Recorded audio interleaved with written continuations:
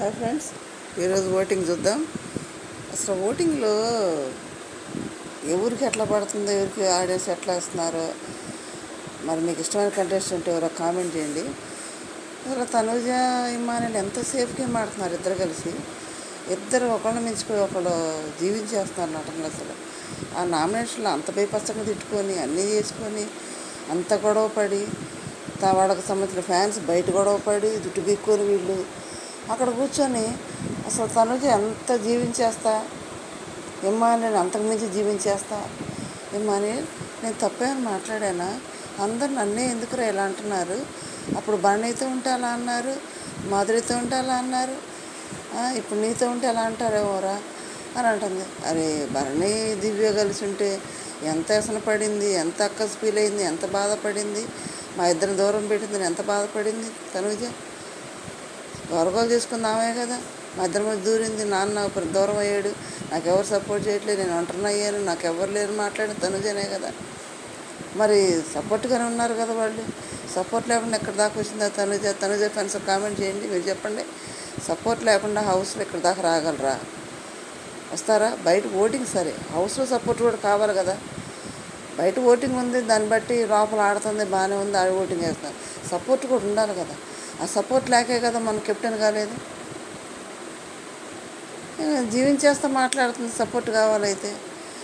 అక్కడ ఇమ్మానుయేల్ లేదురా, నాకు మా అమ్మ కంటే నువ్వే ఎక్కువరా, అక్కడ నువ్వు అట్లా అనేటప్పటికి మైండ్ బ్లోయిందిరా, ఇందాక నుంచి ఏడ్చానురా నేను అక్కడ అని చెబుతున్నాడు. తనుజ ఇట్లా అర్థం చేసుకుందని 2 నుంచి ఏడుస్తున్నారు నేనని చెబుతున్నాడు ఇమ్మానుయేల్. ఎక్కడ ఏడ్చాడు లైవ్లో మాకు తెలియకుండా? మనకు తెలియకుండా ఎప్పుడు ఏడ్చాడు ఇమ్మానుయేల్? చెప్తున్నాడు, ఇద్దరు షేక్ హ్యాండ్ వేసుకొని మనం బెస్ట్ ఫ్రెండ్స్గా ఉందాం, ఇక ఏదో షార్ట్ అవుట్ అయిపోయిందిగా అని అంటున్నాడు. అక్కడ ఇమ్మానుయేల్ భరణి దివ్య కూర్చొని వెళ్ళి, భరణి గారు ఇట్లా చేయటం నాకు ఏదో మైండ్ బ్లోయింగ్ ఉంది అని అంటుంటే, లేదు అట్లా చేయటం కరెక్ట్ నామినేషన్లో. ఇప్పుడు నాకు నామినేషన్ చేసింది, తన ప్రశ్నలు నన్ను అడిగింది, నా ప్రశ్న తను అడిగాను, ఆన్సర్లు దొరికినాయి, షార్ట్ అవుట్ అయిపోయింది, ఇంకేముండదు మా ఇద్దరి మధ్య, అలాగే చేసుకో నామినేషన్ అంటున్నాడు. ఇంతసేపు గేమ్ ఆడుతున్నారు బాబా. భరణి గారు బిస్కెట్ అయిపోతున్నాడు అందరి మధ్య భరణి గారు బిస్కెట్, మామూలు బిస్కెట్ కాదు, మామూలు ఎర్రిపప్పు అంటే కొండ ఎర్రిపప్పు అయిపోతున్నాడు అందరి మధ్య భరణి గారు. సరే ఫ్రెండ్స్, ఫస్ట్ టైం మన ఛానల్స్ని సబ్స్క్రైబ్ చేయండి, లైక్ చేయండి, షేర్ చేయండి. తనుజ గురించి మాట్లాడుకుందాం. తనుజ మాస్టర్ ప్లేన్, మామూలు బ్రెయిన్ కాదు, గేమర్ బ్రెయిన్, మామూలు బ్రెయిన్ కాదు, గేమర్ ఎలా ఉండాలో అలా ఆడుతుంది. ఎవరైనా బిగ్ బాస్ కంటెస్టెంట్లు ఈసారి వచ్చేవాళ్ళు తనుజ గేమ్, తనుజ మాడతారు చూసి వస్తే చాలు, అటు చివరి వరకు ఉంటారు. ఫస్ట్ ప్లేస్లో తనుజ ఉంది, సెకండ్ ప్లేస్లో కళ్యాణ్ ఉన్నాడు. పాపం కళ్యాణ్ అనిపించింది నిన్న.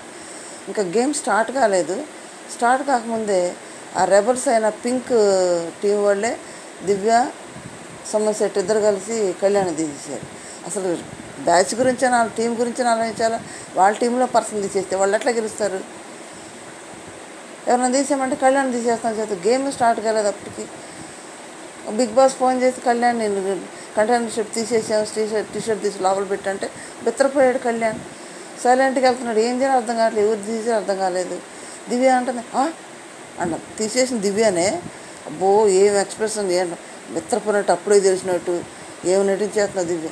పాపం కళ్యాణ్ నిజంగా గేమ్ ఆడకముందు తీసేశారు. తర్వాత ఏమనుకుంటున్నాడు, ఒక్కళ్ళైతే తనుజ అనుకున్నాను కానీ ఇద్దరు అంట రెబల్స్ అంటున్నాడు. ఇక ఫస్ట్ ఫోన్ అవుతుంది కాబట్టి తనుజనే. దాన్ని బట్టి కొంచెం సింపతి కూడా రేజ్ అయ్యి కళ్యాణ్కి కొంచెం ఓటింగ్ పెరిగింది 1%. నెక్స్ట్ థర్డ్ పొజిషన్ ఎవరో వచ్చారో తెలుసా? 5th పొజిషన్లో సంజన వచ్చి కూర్చుంది, సుమన్ కిందగా నెట్టేసింది. సంజన ఎందుకు వచ్చింది తెలుసా? నేను ఆ సంజన చూస్తే చాలా జాలి వేసింది, చాలా అంటే చాలా జాలి. పాప సంజన అనిపించింది. ఎందుకంటే పాపం అందరూ ఎవరికాళ్ళు టీములు తీసేసుకున్నారు, అందరి దగ్గరికి వెళ్ళి అడిగింది, బతులాడింది, నన్ను తీసుకోండి అని. ఒక్కళ్ళు కూడా తీసుకోవట్లేదు సంజనని.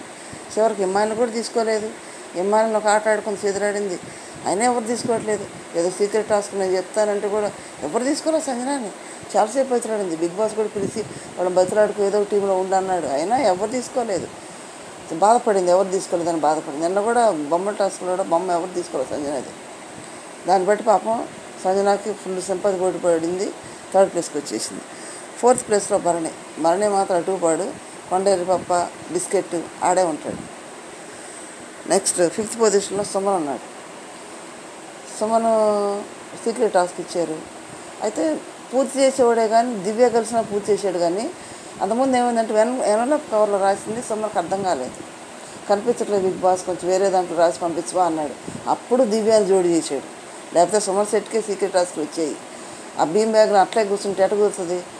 చివరికి పిలిచి బిగ్ బాస్ అడిగితే నాకు అది కనిపించట్లేదు బిగ్ బాస్, వేరే దాంట్లో పంపించాలని చెప్తున్నాడు. అప్పుడు దివ్యాన్ని యాడ్ చేశాడు. సక్సెస్ అయింది. కళ్యాణ్ తీసేశారు. సీక్రెట్ టాస్క్ అంటే చాలా జుట్టు పీక్కుంటా, చాలా కంటెంట్ వస్తుంది, చాలా చేయొచ్చు. సుమన్ వల్ల కాలేదు అది. దివ్య యాడ్ అయినాకే అయింది అది. సుమన్ దాన్ని బట్టే మరి ఎందుకు సరిగా ఆడలేదన్నా 5th ప్లేస్లోకి వచ్చేసాడు. 6th ప్లేస్లో రాము ఉన్నాడు. రాముని పంపించేయడం బెస్ట్. పాపం కంటెంట్ లేదు, ఏదో కూర్చున్నాడు ఆడుతున్నాడు. గేమ్ అయితే బాగా హోమ్సిక్ అయితే బాగుంది రాముకి. 7th ప్లేస్ సాయి ఉన్నాడు. సాయి అయితే ఆడాలని ఇంట్రెస్ట్ గీళ్ళు కానీ బాగుంది, చాలా ఇంట్రెస్ట్ ఆడాలంటే. మరి డబుల్ ఎలిమినేషన్ అయితే రాము సాయి వెళ్ళిపోతారు, ఒక్కళ్ళైతే సాయి వెళ్ళిపోతారు. మీ ఇష్టమైన కంటెస్టెంట్ ఓటేసుకోండి. ఎవరు ఓటేస్తున్నా కూడా చిన్న కామెంట్ చేయండి. మన కమ్యూనిటీ పోల్లో ఓటింగ్ పెడుతున్నాము. ఎవరికి ఓటేస్తున్నారో కూడా చెప్పండి. Thank you.